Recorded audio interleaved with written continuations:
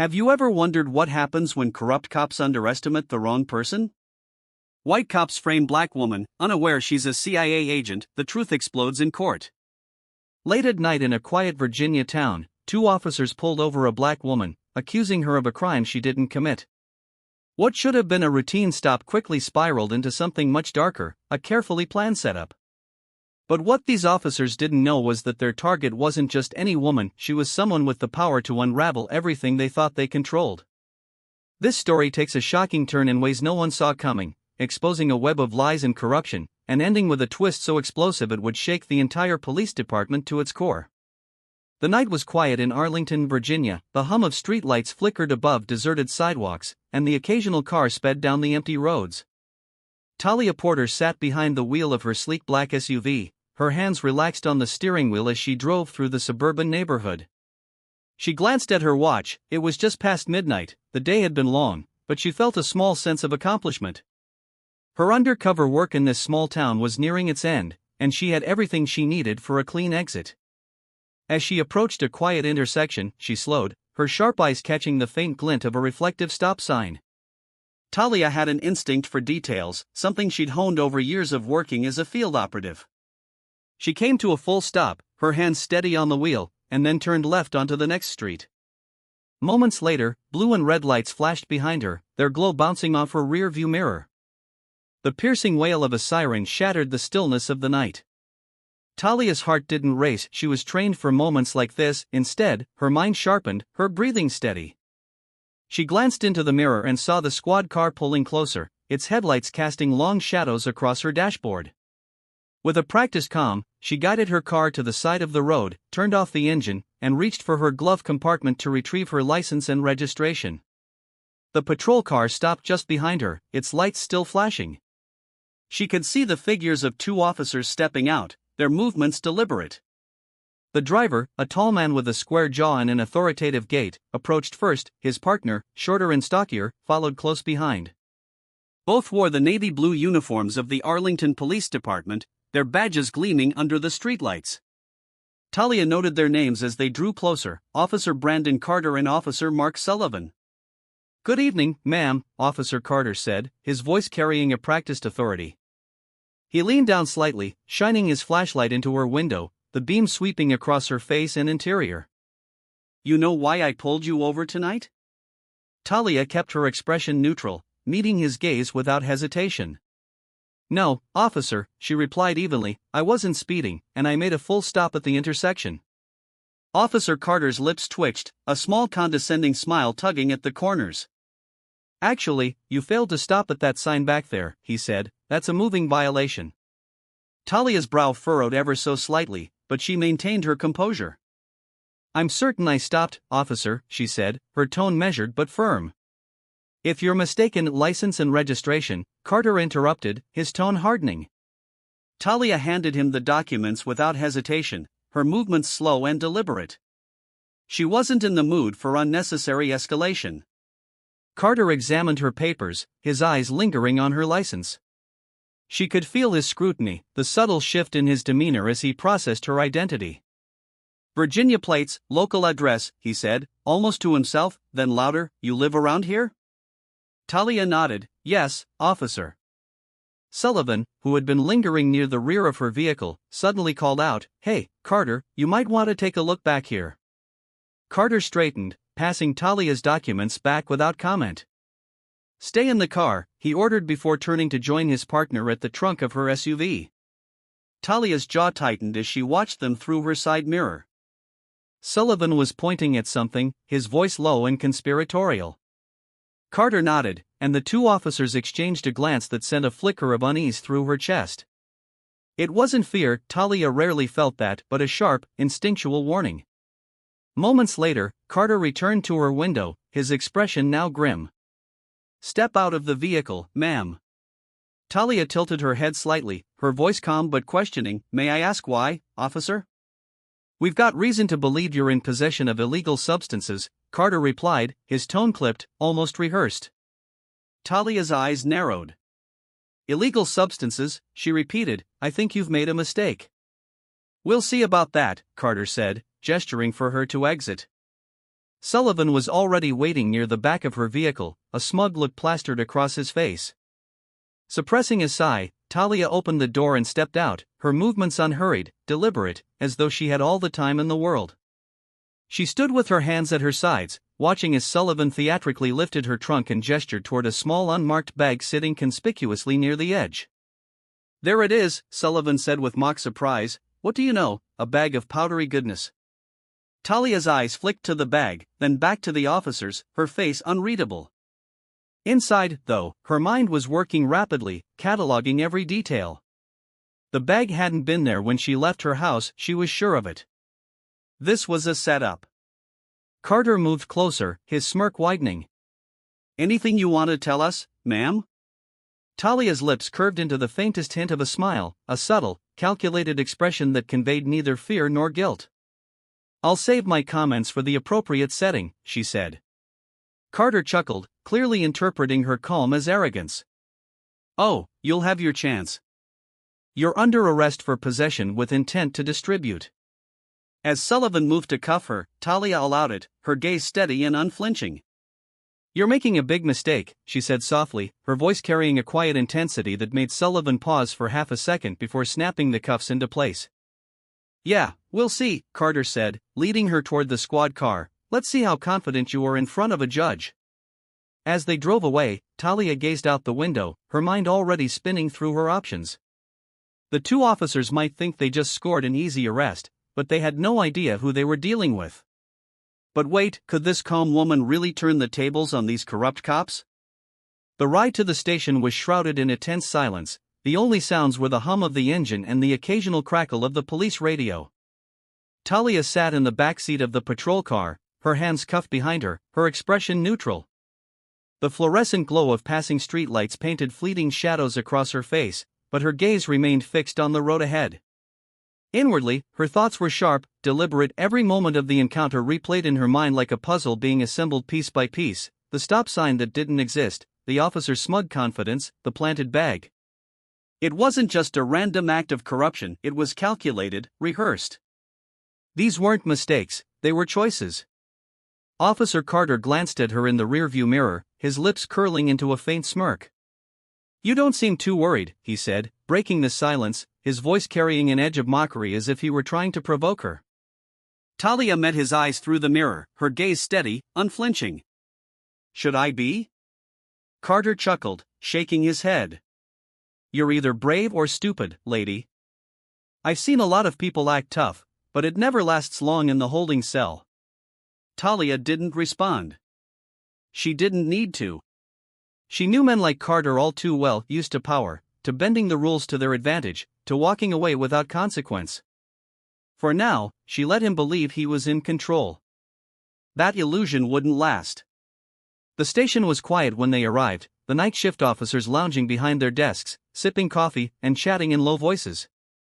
Carter and Sullivan led Talia inside, the fluorescent lights casting an unforgiving glare on the scuffed linoleum floors and peeling paint of the walls. "Got ourselves a big one tonight," Carter announced, his voice loud and brash. The other officers glanced up, their interest piqued. Sullivan tossed the bag of powder onto the counter with a theatrical flourish.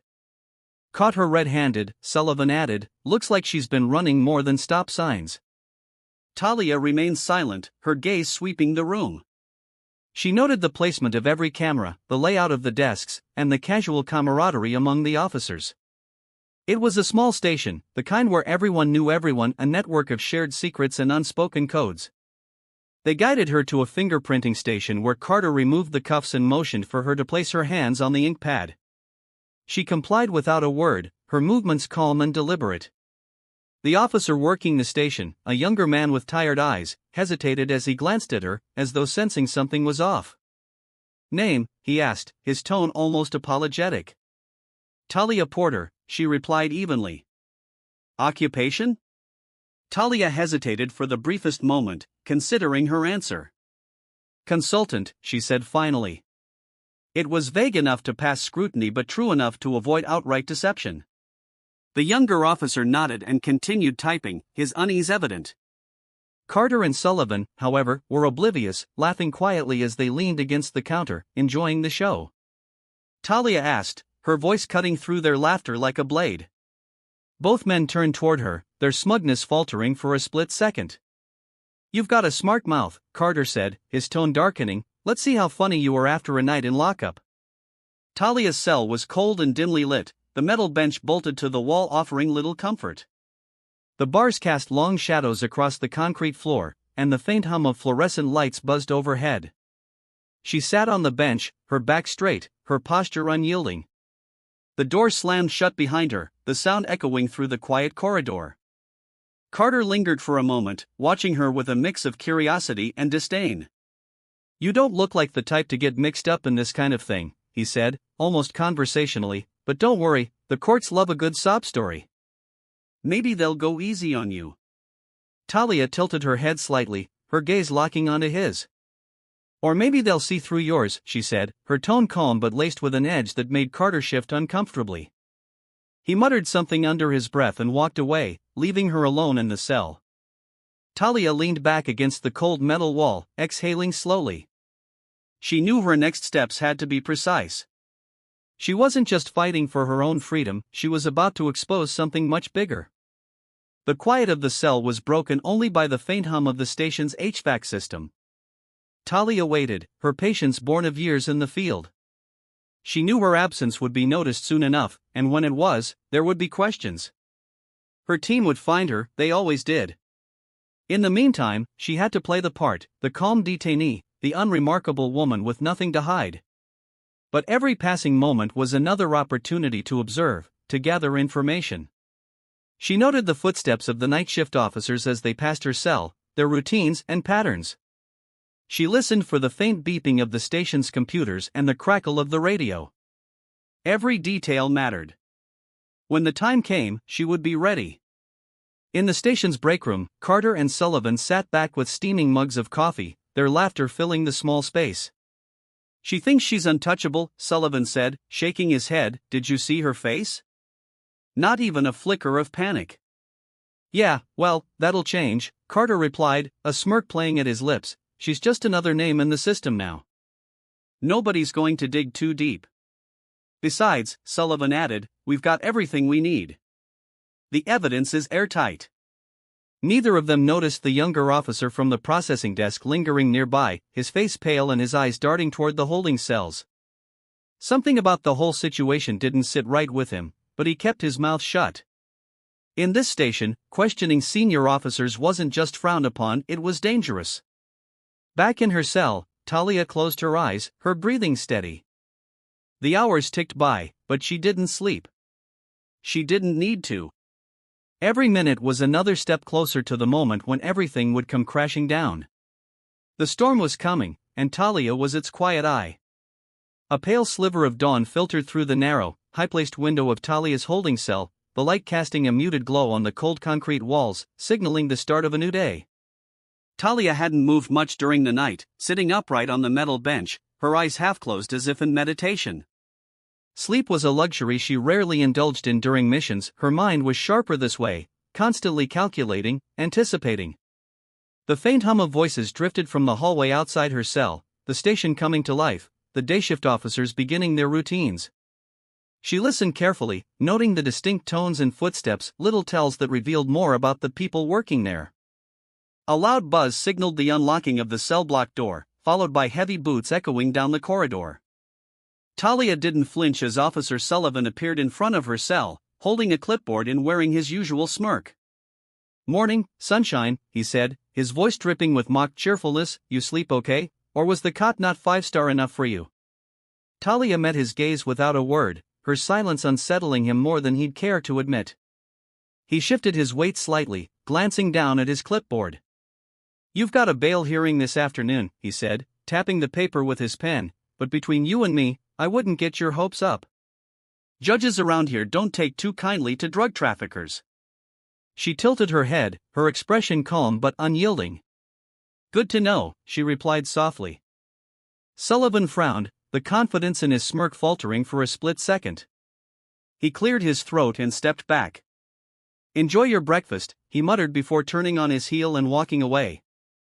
Talia leaned back against the wall, her gaze following him as he disappeared down the hallway. The cracks in their facade were starting to show. All she needed was a little more time. At the front desk, Officer James Keller, young, eager, and fresh out of the academy, watched Sullivan stride through the station. Something about the whole situation still didn't sit right with Keller. He'd processed dozens of arrests in his few months on the job, but this one felt different. The suspect, Talia Porter, hadn't acted like anyone Keller had ever seen. She wasn't defiant or aggressive, but she wasn't scared either. Her calm demeanor, her deliberate words, they weren't normal. And then there was the bag of drugs. It was almost too convenient, sitting right there in the trunk like a gift-wrapped package. Keller hesitated, his fingers hovering over his keyboard. He knew the unwritten rules of the station. You didn't question senior officers, but the doubt gnawed at him, and he couldn't shake it. He glanced at the surveillance monitors mounted above his desk, the live feed showing the hallway outside Talia's cell. She was sitting on the bench, still as a statue, her expression unreadable. Keller bit his lip, a tiny spark of resolve flickering within him. While Keller wrestled with his conscience, Talia made her move. Her hands rested casually in her lap, but her sharp eyes were trained on the camera positioned outside her cell. It was an old model, likely outdated and poorly maintained. The station's budget, she guessed, didn't prioritize state-of-the-art surveillance. She waited until the hallway was clear, then shifted slightly on the bench, her movements deliberate but subtle. Hidden in the hem of her jacket was a small, inconspicuous tracker, standard issue for CIA operatives in the field. She pressed her hand against the fabric, triggering the device with a barely perceptible click. The tracker sent a silence signal, a beacon that would reach her team within moments. She didn't need to speak or explain, they would know what to do. In the break room, Carter and Sullivan sipped their coffee, laughing over the morning paper. "She's probably sitting in there thinking we're going to crack," Carter said, shaking his head. "They always think they can talk their way out of it." Sullivan chuckled. "Yeah, well, she's in for a rude awakening. This case is a slam dunk. We've got the drugs, the arrest report, and no witnesses. Nobody's coming to save her." Carter leaned back in his chair, a satisfied grin on his face. "You know what I like about this job? The predictability. You see the same types over and over. They think they're smarter than us, but they never are." Their laughter echoed through the room, oblivious to the storm brewing just beyond their understanding. At a nearby office, a nondescript phone buzzed softly on a desk. A hand reached out to answer it, the voice on the other end calm but authoritative. "Signal received," the voice said, "location confirmed, deploying resources." Talia leaned her head back against the wall, her eyes closing for a brief moment. She could almost feel the gears turning, the quiet precision of her team mobilizing in the background. Every second that passed brought her closer to the inevitable reckoning. She opened her eyes and smiled faintly, the kind of smile that held no joy, only quiet certainty. The officers had no idea what was coming. The station bustled with its usual morning activity, officers filing reports, answering calls, and exchanging pleasantries over coffee. It was business as usual for everyone except Talia Porter and the two men who had orchestrated her arrest. For Carter and Sullivan, today felt like a victory lap. Talia sat motionless in her holding cell, her posture as composed as ever. Through the bars, she could see the edges of the station's activity, the occasional passing shadow, snippets of conversation, but she remained focused. She knew how to blend into the background when necessary, to make herself invisible until the exact moment when visibility mattered most. Her signal had been sent hours ago, and she trusted her team implicitly. But she also knew they wouldn't act immediately. Timing was critical. In the meantime, she needed to sow the seeds of doubt. At the front desk, Officer Keller's eyes darted toward the holding cell monitors again. Talia hadn't moved much since her arrival, but something about her demeanor gnawed at him. It wasn't fear or defiance, two emotions he was accustomed to seeing in detainees. It was patience, a quiet confidence that seemed misplaced for someone accused of trafficking drugs. Unable to shake his unease, Keller pulled up her file on his computer. Her driver's license information and address were straightforward, but there was an unusual gap in her employment history. The system flagged her most recent job as independent consultant with no further details. Frowning, Keller minimized the file and glanced toward the break room, where Carter and Sullivan were laughing over donuts, their carefree demeanor grating against his unease. Against his better judgment, Keller decided to take a closer look at the arrest report. Clicking through the digital records, he scanned the narrative provided by Carter and Sullivan. Stopped for failure to yield at a marked intersection, Keller muttered under his breath, reading aloud. Driver exhibited nervous behavior during questioning, consent to search granted, controlled substances found in the trunk of the vehicle. Something didn't add up. He'd been trained to recognize patterns of deception, and while the report followed procedure on the surface, it felt too tidy, too scripted. Keller's internal conflict grew as the hours passed. He found himself pacing near the holding cells, glancing toward Talia's cell with increasing frequency. Finally, he worked up the courage to speak. "Miss Porter," he said, stopping just outside the bars. Talia looked up, her dark eyes sharp and assessing. "Yes?" Keller hesitated, his hand resting on his belt. I just wanted to ask, did you really consent to the search of your car?" Talia tilted her head slightly, studying him. She could see the doubt in his eyes, the faint cracks in his resolve. "What do you think, officer?" Keller asked. She asked, her tone calm but pointed. Keller swallowed hard. I'm just doing my job," he said, his voice faltering.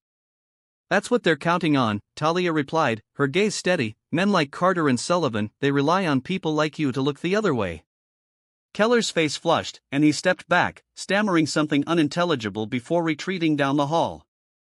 But Talia saw the hesitation in his steps, the conflict etched into his features. The seed had been planted. Meanwhile, in the heart of Arlington, a plain black sedan rolled to a stop outside a nondescript building.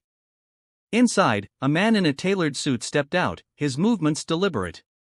He was flanked by two other agents, their demeanor professional and alert. "ETA on extraction," one of the agents asked as they entered the building. The man checked his watch, his expression unreadable. "We'll proceed when she gives the signal. For now, we watch." Inside a secure operations room, live feeds from the police station flickered across several monitors. One screen showed Talia in her cell, sitting perfectly still, another displayed the front desk where Keller was visibly agitated, pacing back and forth. "Looks like the kid's starting to crack," one agent observed. "Good," the man replied, "we'll use it when the time comes." In the break room, Carter leaned back in his chair, sipping his third cup of coffee. "You notice Keller acting weird today?" he asked, glancing at Sullivan. Sullivan shrugged. "Kid's always weird, what's he going to do, rat us out?" Carter smirked, but his eyes narrowed. "Still, keep an eye on him. Last thing we need is some rookie poking his nose where it doesn't belong." That afternoon, as the station hummed with activity, a nondescript black sedan pulled into the lot. Inside the car, Talia's team prepared for their next move. They had intercepted Keller's email exactly as planned, and now they had what they needed to proceed. "Let's make this clean," the team leader said, adjusting his tie. "No unnecessary disruptions. We need to expose this from the inside." As they stepped out of the car, the sun glinted off their badges. FBI. Inside her cell, Talia smiled faintly as the door to the station opened and the agents walked in. She couldn't see them from her vantage point, but she didn't need to. She knew her team had arrived. The storm was no longer brewing, it was here. The hum of the station fell into an awkward silence as the front doors opened. The agents stepped inside, their movements measured, their black suits crisp, and their badges gleaming under the fluorescent lights. The one in the lead, a tall man with graying hair and a stern expression, approached the front desk, his eyes scanning the room with quiet authority. Officer Keller, seated nearby, froze mid-typing, his heart beginning to race. He wasn't sure if it was fear or relief or both. He watched as the lead agent leaned slightly over the desk, speaking low enough that the surrounding officers couldn't hear. The desk sergeant, a burly man with a gruff demeanor, straightened up, his hand instinctively reaching for the radio on his shoulder. "What's this about?" he asked, his voice wary. "Federal investigation," the agent replied, his voice steady and clipped. "We need access to your records and holding cells immediately." The sergeant hesitated, his brow furrowing as he exchanged a glance with a nearby officer. The FBI's sudden arrival was unusual, disruptive even, but there was no protocol for outright denial.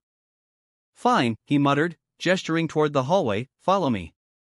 From his desk, Keller watched the exchange, his palms slick with sweat.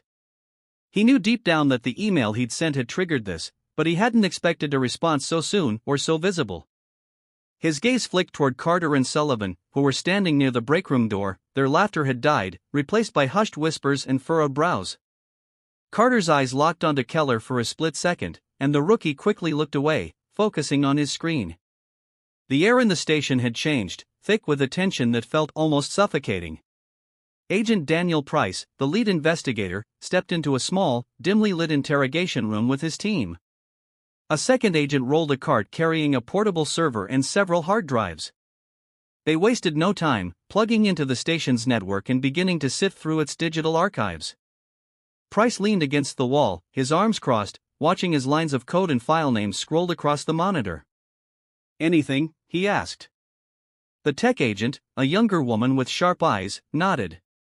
Plenty. Their case files are riddled with inconsistencies, repeated arrests, identical narratives, gaps in procedure.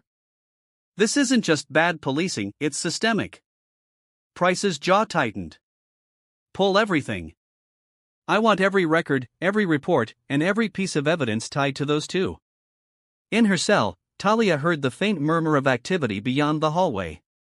She could feel the shift, the subtle ripple that signaled her team's presence. The waiting was almost over. She shifted slightly on the bench, her hands resting on her lap. The cuff she'd worn earlier had left faint red marks on her wrists, but she didn't pay them any mind. Her focus was on the moment ahead, the moment when the truth would no longer be hidden.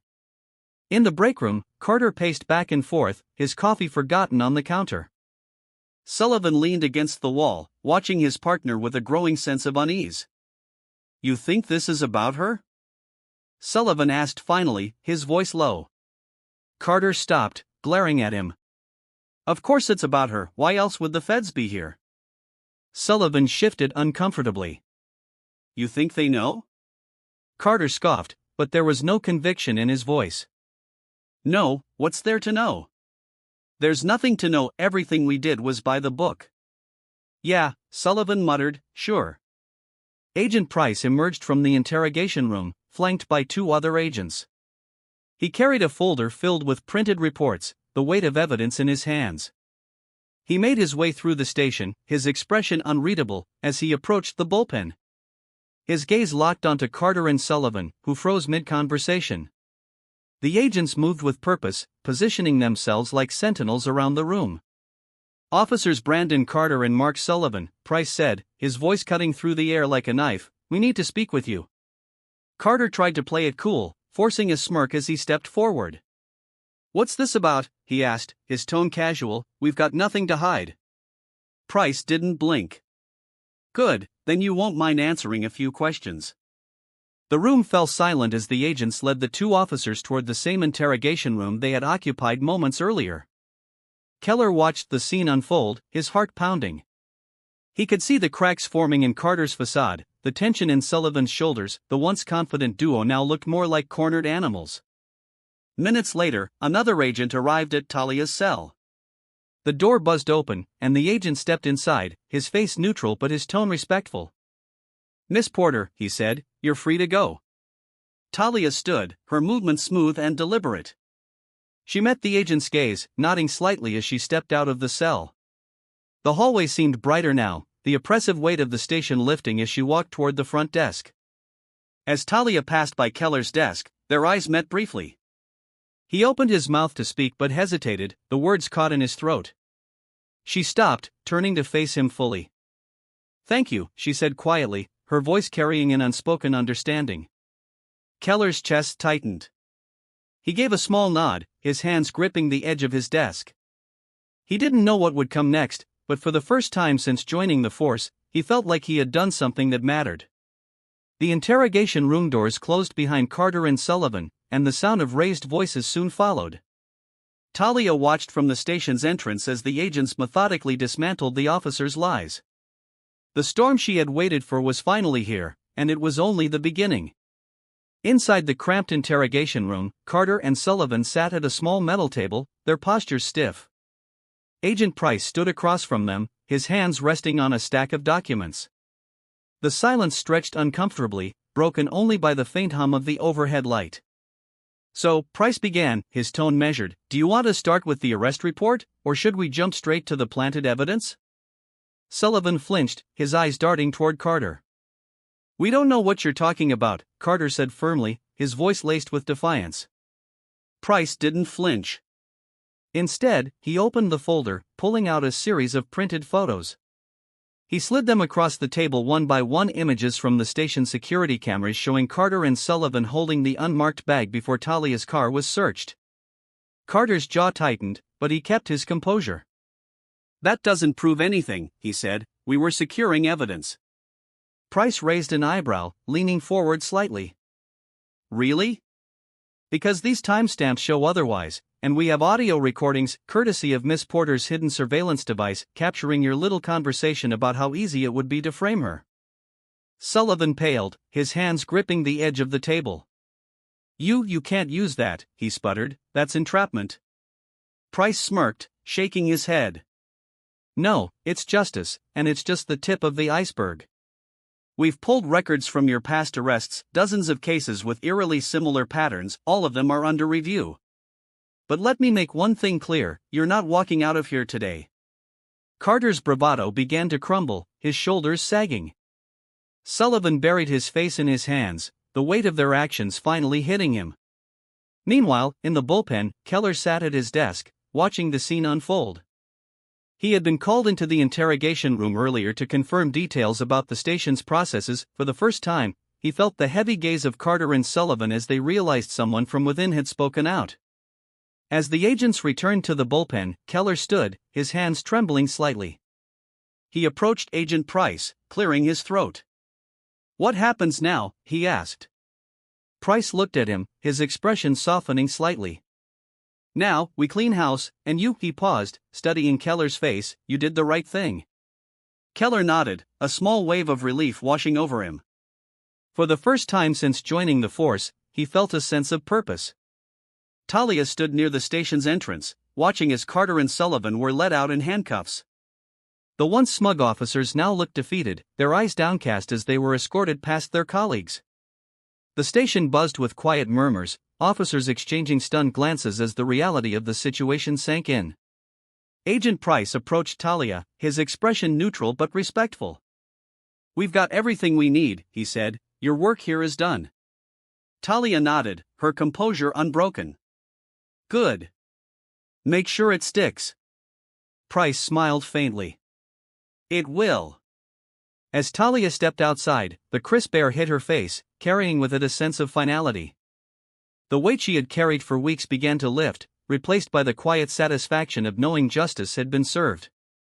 In the days that followed, the fallout from the investigation sent shockwaves through the town.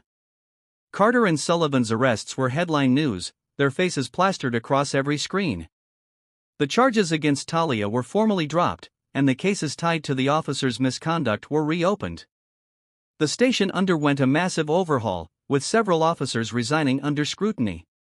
Keller, now viewed as a whistleblower, received mixed reactions from his colleagues, but he held his head high, knowing he had made the right choice. Weeks later, Talia sat on a park bench, a steaming cup of coffee in her hands, the autumn leaves rustling around her, their vibrant colors a reminder of change. She had returned to her quiet life, her mission complete, but the experience lingered in her mind. Agent Price joined her, his presence a rare moment of camaraderie. You could have handled this differently, he said, sitting down beside her. Talia smirked, taking a sip of her coffee. And missed the look on their faces? No thanks. Price chuckled softly. They sat in companionable silence for a while, the weight of their work momentarily forgotten. For Talia, the storm had passed, but the impact of her actions would ripple on, ensuring that justice prevailed, at least for now. But hold on, what if this was just the beginning of a larger conspiracy? The news spread like wildfire within hours of Carter and Sullivan's arrest. Every local and national outlet had picked up the story, police corruption exposed, FBI takes down dirty cops in Arlington read the bold headline on one major news site. Footage of the officers being let out in handcuffs played on a loop, their faces grim, stripped of the arrogance they had worn so openly. Talia Porter's name was kept out of the media, intentionally, a calculated decision by her team. The focus needed to remain on the systemic issues at the station and the actions of the officers involved, not on her role in uncovering the truth. She preferred it that way. She had no interest in fame, only results. In a sterile, windowless interrogation room at a federal detention center, Carter and Sullivan sat across from their lawyers, their arrogance melted into desperation, replaced by the grim reality of their situation.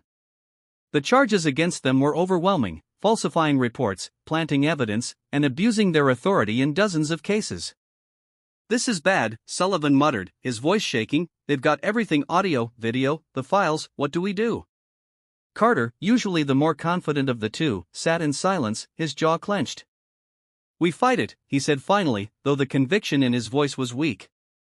But their lawyers weren't optimistic. The mountain of evidence was insurmountable, and public outrage had already tipped the scales against them. Plea bargains were their only chance of avoiding decades in prison. Back at the Arlington Police Department, the fallout continued. Internal investigations revealed more officers involved in similar practices, and resignations poured in as higher-ups scrambled to distance themselves from the scandal. The chief of police held a press conference, emphasizing a commitment to transparency and reform, but the damage to the department's reputation was already done. Keller found himself at the center of attention, both praised and ostracized for his role in bringing the corruption to light. Some colleagues avoided him, their loyalty to the old guard still intact, while others quietly expressed their support. Keller didn't care. He had done what was right, and that was enough. A week after her release, Talia met Keller in a small diner on the outskirts of town. The atmosphere was quiet, almost serene, a stark contrast to the chaos they had both endured. Keller sat across from her, fidgeting with his coffee cup. "I wasn't sure you'd show up," he admitted, his voice low. Talia raised an eyebrow, a faint smile playing on her lips. "You earned this conversation," she said. "Not many people would have done what you did." Keller looked down at the table, his expression conflicted. I couldn't keep looking the other way," he said, "but honestly, I don't know if it made a difference. The department's still a mess, and people like Carter and Sullivan, there are more of them out there." "It made a difference to the people they hurt," Talia replied firmly, "and it made a difference to you." "Don't underestimate that." Her words seemed to ease some of his tension, and for the first time, he allowed himself a small smile. "What about you?" he asked. "What happens now?" Talia leaned back in her chair, her expression unreadable. "Now, I move on to the next mission. There's always another fight." Months later, Carter and Sullivan stood in court, their fates sealed. They pled guilty to multiple charges, each receiving a lengthy prison sentence. Their careers were over, their reputations destroyed. For the first time, they faced the consequences of their actions. The cases they had built on lies were overturned, and innocent people were exonerated. Community leaders rallied for deeper reforms, using the scandal as a catalyst for change. In a quiet moment, Talia sat in her sparsely furnished apartment, packing a small bag. A dossier lay open on the table, filled with details of her next assignment. She glanced at it briefly before closing it, her mind already focused on the road ahead. The phone on the counter buzzed, and she picked it up. Agent Price's voice came through the line. "Ready for the next one?" Talia smiled faintly. "Always." As she stepped out into the crisp evening air, the door clicked shut behind her. The fight wasn't over, not for her, not for the people she worked to protect, but for now, she allowed herself a moment of quiet satisfaction. Justice had been served, and the truth had prevailed, and that, for her, was enough. And so, the truth came to light, and justice was served. The corrupt officers who thought they could get away with their crimes faced the consequences of their actions, while the woman they tried to frame emerged victorious, stronger than ever. This story reminds us that no matter how deep the lies, the truth will always find a way to shine through. If you enjoyed this story and want to hear more gripping tales like this, don't forget to hit the subscribe button and turn on notifications. Your support means the world and helps bring these stories to life. Thank you for watching, and I'll see you in the next one, right here on Dark Stories.